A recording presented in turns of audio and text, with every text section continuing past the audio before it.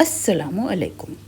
اللہ رب العزت کی اس عظیم الشان کائنات میں ایسی بے شمار نشانیاں ہیں جسے دیکھ کر آپ حیران رہ جائیں گے، لیکن آج ہم بات کریں گے اللہ کی صرف ایک نشانی چاند کی، جو ہمارے زمین کے اطراف گھوم رہا ہے۔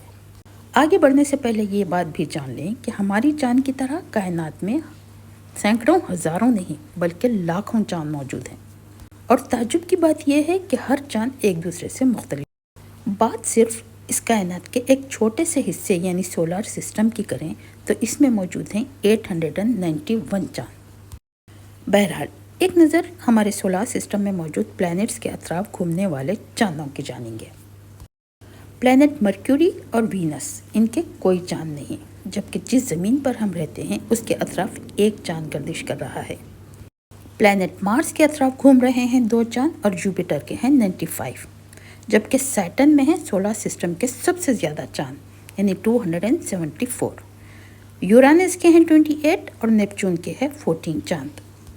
بے شک یہ تمام چاند بھی اللہ رب العزت کی نشانیاں ہیں جو اپنے اپنے پلانٹ کے اطراف ایک آربٹ میں گھوم رہے ہیں، لیکن آج ہم بات کر رہے ہیں ہمارے اپنی زمین کے اطراف گھومنے والے چاند کی، جسے ہم اپنی سادہ آنکھ سے آسانی سے دیکھ سکتے ہیں۔ زمین سے اس کا ڈسٹینس ہے 3,85,000 کلومیٹر، جبکہ اس کا ڈائیمیٹر ہے 3,474 کلومیٹر اور اس کی آربیٹل ویلوسٹی ہے 3,683 کلومیٹر پر آور، اور اسی آربیٹل ویلوسٹی سے یہ زمین کے اطراف 29.3 ڈیز گھومتا ہوا ایک لونار منتھ بناتا ہے، اور اسی کا حساب لگاتے ہوئے اسلامک کیلنڈر بنایا جاتا ہے۔ اب آپ کے ذہن میں یہ بات ضرور آ رہی ہوگی کہ جو کالے دھبے ہمیں چاند پر نظر آتے ہیں وہ آخر کیا ہیں؟ سائنسی زبان میں ان دھبوں کو ماریا کا نام دیا گیا ہے، اور ماریا ایک لیٹینک ورڈ ہے جس کا مطلب ہے سمندر، لیکن نہ تو چاند پر کوئی سمندر ہے اور نہ کوئی لیکوڈ واٹر، بلکہ پرانے زمانے میں جب لوگوں کو اس بات کا علم نہیں تھا تو لوگوں نے قیاس کیا تھا کہ یہ کالے دھبے دراصل چاند پر موجود سمندر ہوں گے، لیکن جیسے جیسے سائنس ترقی کرتی گئی چاند کے راز کھلتے گئے، اور چاند پر موجود ان کالے دھبوں کے بارے میں سائنسدانوں کا یہ ماننا ہے کہ یہ دراصل کسی آتش فشاں کے پھٹنے کے بعد بہنے والے لاوے ہیں، اور جب یہ لاوا ٹھنڈا ہو چکا تو چاند پر موجود گڑھوں میں بھرتا گیا اور پھر یہ میدان نظر آنے لگے۔ اب آپ کو یہ جان کر حیرانی ہوگی کہ چاند پر صرف میدان نہیں بلکہ بہت بڑے ماؤنٹین رینجز بھی ہیں۔ ویسے تو چاند پر بہت سارے پہاڑی سلسلے موجود ہیں، لیکن صرف 2 پہاڑی سلسلوں سے اس کی حقیقت کو جاننے کی کوشش کریں گے۔ چاند کا ایک پہاڑی سلسلہ ہے ماؤنٹینز اپینیسس۔ ان پہاڑوں کی اونچائی ہے 5000 میٹرز اور یہ 600 کلومیٹر دور تک پھیلا ہوا ایک پہاڑی سلسلہ ہے، جبکہ چاند پر موجود ایک اور پہاڑی سلسلے کا نام ہے مونس کارپیٹس۔ ان پہاڑوں کی اونچائی ہے 2400 کلومیٹر، جبکہ یہ 400 کلومیٹر دور تک پھیلا ہوا ایک ماؤنٹین رینج ہے۔ اب آگے آپ کو یہ سن کر اور بھی حیرانی ہوگی کہ چاند پر صرف میدان اور پہاڑ نہیں بلکہ بہت بڑے بڑے گڑھے بھی موجود ہیں۔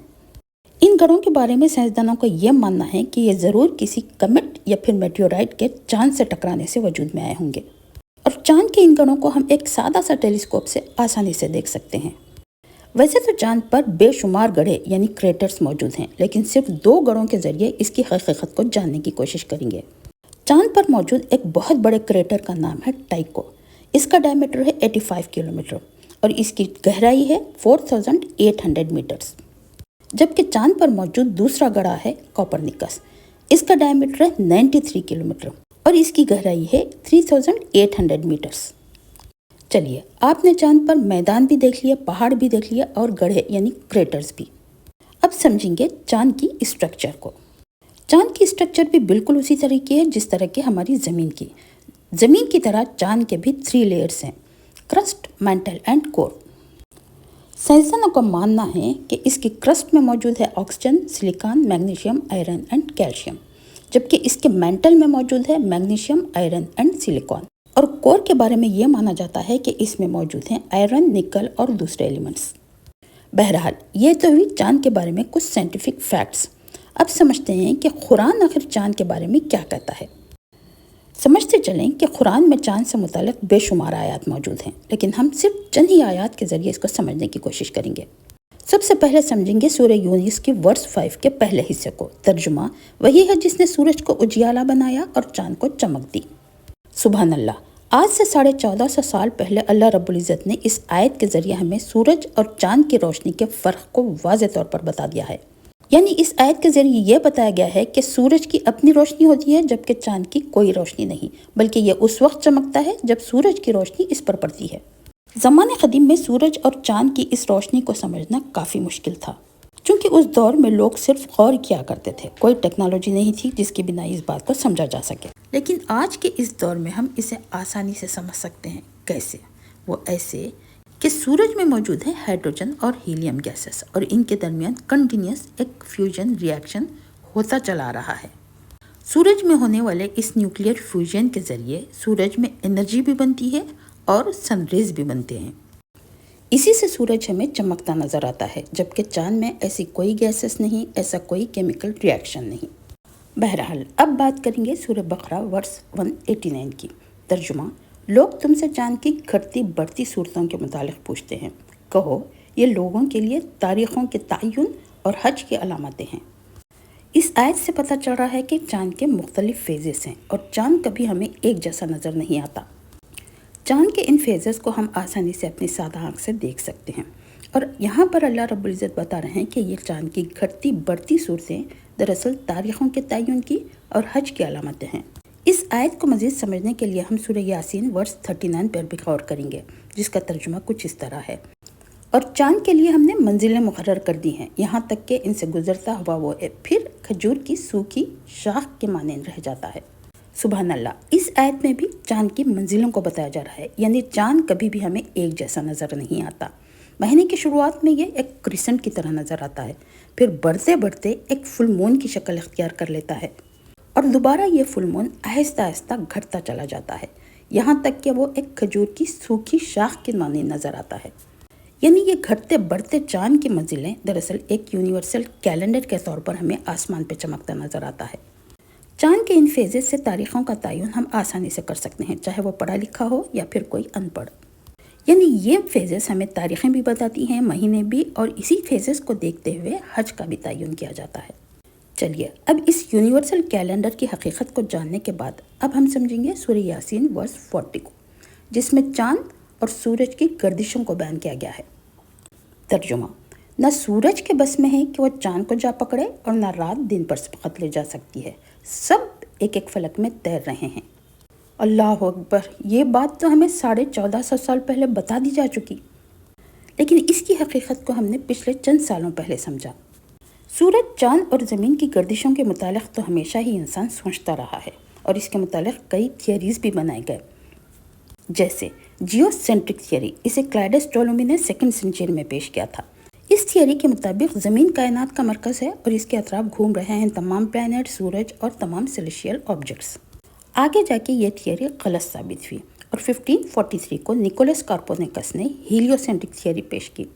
اس کے مطابق زمین نہیں بلکہ سورج کائنات کا مرکز ہے اور اس کے اطراف تمام سیلیشیل آبجیکٹس گھوم رہے ہیں۔ یہ تھیوری کسی قدر صحیح ثابت ہوئی، چونکہ آج بھی ہم دیکھتے ہیں کہ سارے پلانٹس سورج کے اطراف گھومتے ہیں، لیکن آیت میں بات کی جا رہی ہے تمام سیلیشیل آبجیکٹس کی، اور اسے سمجھا گیا ہبل ٹیلیسکوپ کے ذریعے کہ نہ زمین، نہ سورج، نہ چاند، بلکہ کائنات میں موجود سبھی اسپیس آبجیکٹس اپنے اپنے آربٹ میں گھوم رہے ہیں۔ اور اسی بات کا ذکر سورہ یاسین میں ہمیں ملتا ہے کہ نہ سورج کے بس میں ہے کہ وہ چاند کو جا پکڑے اور نہ رات دن پر سبقت لے جا سکتی ہے، سب ایک ایک فلک میں تیر رہے ہیں۔ اور کمال درجے کی بات یہ ہے کہ سائنس نے آج یہ ثابت کر دیا ہے کہ یونیورس میں موجود ہر اسپیس آبجیکٹ کا اپنا اپنا ایک الگ راستہ ہے، کوئی کسی دوسرے آربٹ میں نہیں جاتا۔ سبحان اللہ! یہ سبھی نشانیاں دراصل اللہ رب العزت کے خالق ہونے کا پتہ دے رہی ہیں۔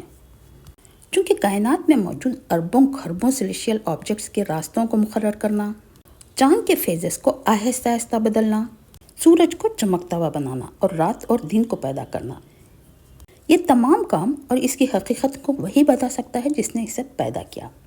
کسی میں اتنی طاقت نہیں کہ وہ چاند کے ان فیزز کو بدل سکے، طلوع ہونے والے سورج کو روک سکے، یا چمکتے ہوئے اس چاند کو بے نور کر دے، یا پھر سورج کی روشنی کو روک کر دکھائے۔